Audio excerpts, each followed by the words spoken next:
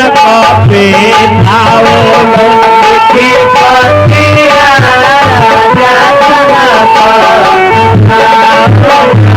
राजा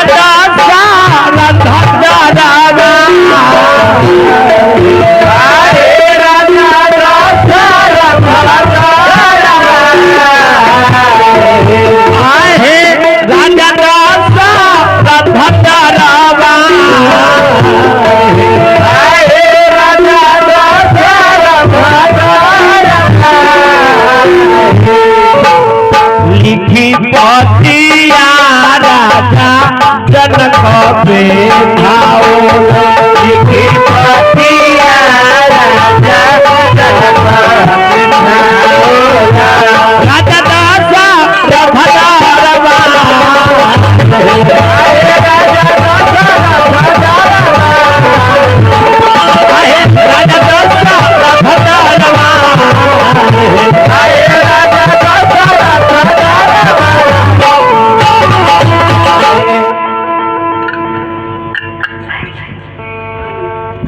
वकील जी लगातार पुरस्कार देता नहीं रहुआ।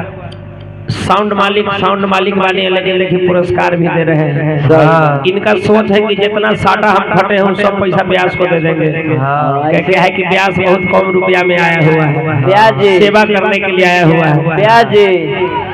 ब्याज हाँ खाली साउंडे वाला भैया पुरस्कार देता नहीं और लोग ना देंगे।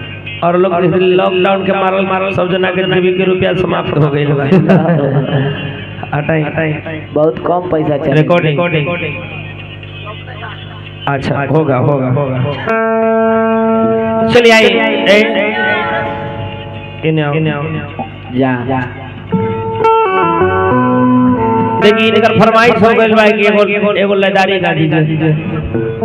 अब देखिए ध्यान दे फरमाइश हो गई भाई कि एगो लदारी गा दी। हमरा इच्छा बा कि विषय बढ़ावे के, काहे कि विषय जरूरी बा।